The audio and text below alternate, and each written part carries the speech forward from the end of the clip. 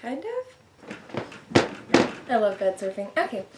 Hey, and welcome back to my channel. Now is the moment where I pause and try to figure out what I'm going to talk about. So give me a second. I guess just like the very vague idea that I appreciate the hard times, and that's a lot easier to say during the easy times when things aren't really that difficult, and it's definitely a lot harder to remember when I'm in the middle of a more painful, sorrowful, dry season, something like that. But nonetheless, it is true, and I want to be able to remember that, to remember and proclaim that, especially during the hard times, over myself, that I really do want to be there, and I do really appreciate that. Like, something I really have learned to value is how much I need God. I went through a really difficult season from like November to February, I don't know, January, February, somewhere, I don't know. And just like, it wasn't really any outer circumstances, it was like inward circumstances and inward struggles and difficulties. It was really just like a battle with my emotions to be able to choose joy and to choose to believe that God was in control. And the beautiful thing that I learned through that is that like literally every single time, like, He would come through for me and He would help me to change my perspective. And sometimes it took praying really hard for a really long time, but He was so faithful to come through and to deliver me from that. Even though that was something that I struggled with every single day. It was just like waking up and struggling with, I don't know, it wasn't depression. It was not depression. But maybe it kind of was. I don't know. If it was depression, it was a really weird form of it. But anyway, I learned how much I absolutely needed Him. And I learned to actually be grateful for that, because I don't know, like, some people's lives, they get to testify the way that God is enough for you in the hard times. And like, you see these people struggling with things and they're very open with it, and you can see all of the ways that their life is not perfect, but that God's grace gets them through every single day. And that's so beautiful to know that God is enough in the hard times, and that we need Him. We fall on Him for grace and He gives it to us. But then I think part of my life, at least in that season, was getting to proclaim that we really just need God. Like, even though everything was going great for me, like, I was perfectly fine. Like, there was nothing wrong on the outside. But every single morning I would wake up feeling like I cannot do this without Jesus. Like, I was desperate for Him, and I needed Him every single day. And I think that was such a good reminder to me. Really, like, it's so easy to forget that we need Him in the good times, but I've learned to realize, like, it's worth putting that intentionality into that relationship, even when I don't necessarily feel as much of the need for it, because I realize, like, I really do have that. And we need God just as much in the good times as in the hard times. And so I like that my life gets to kind of, or at least for that season, got to kind of like proclaim the balance side of that. Of, yeah, we need God in the hard times, and then yes, we need God desperately in the good times too. And then together that creates a beautiful testimony of God is enough no matter what, and we don't have to worry about whatever we're going through, because ultimately what we need is Him. Like, having great circumstances around us isn't going to make us happy, isn't going to fix our life. And then having hard circumstances isn't going to destroy us, it won't break us, it can't take us down. Really, what we really truly need is God. And He's there for us, and He's enough for us, and He sustains us, and His grace is enough for us in both seasons. And so it's so freeing to recognize that really what I need is God. And God is never going to fail me. Because like, if I think that what I need is like a happy life, or like things going well for me and no problems, nothing that's like pushing on the edges of my little comfort bubble, like, if I think that that's what I need and that's what I'm going to expend all of my energy chasing, like, that's such a fleeting thing, and it's so hard to attain. And really, you can't. You really just can't. And so it's really freeing to realize actually what I really need is God, and He is what actually makes me happy, whether that's in the bad times or in the good times. Like, really what satisfies me is God. And so I've learned that I have such a deep need for God, and I'm so grateful that I've gotten to recognize that at least a little bit while I'm still so young and still not very far into my walk with Him. And I still have a lot more of my life ahead of me.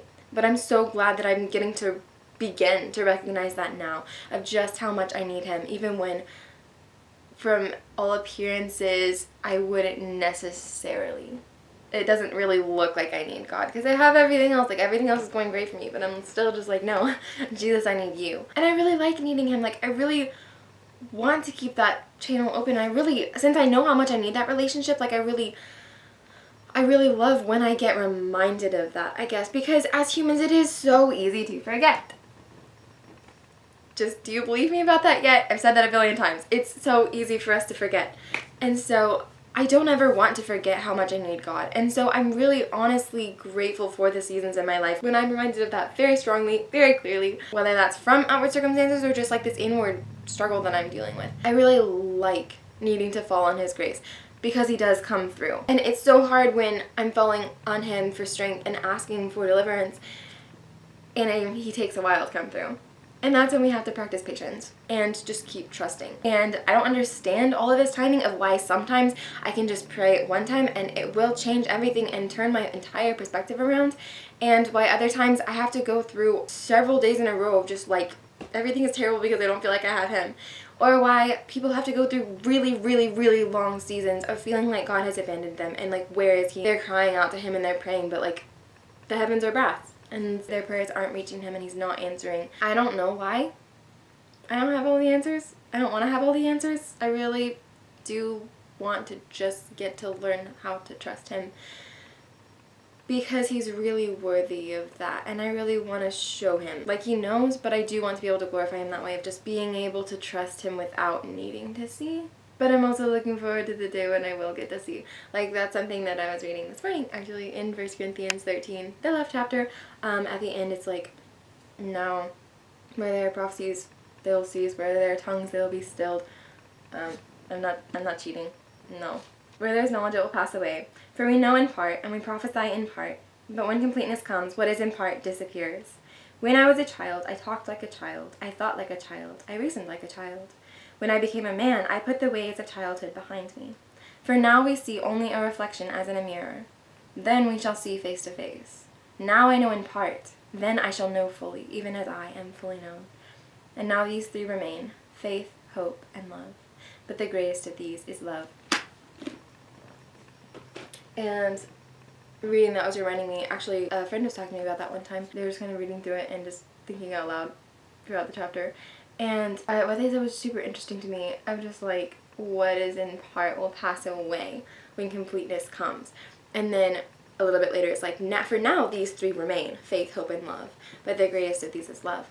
And they were like, why is love the greatest thing? And it's like, well, because that's the thing that is going to remain. That's the thing that is going to still be there when everything that's in part passes away. When we know fully, even as we are fully known, when we know God fully as He knows us, and we know other people as fully as He knows them, I don't know, we're going to understand everything. And so we won't necessarily have a need for faith because we'll finally see.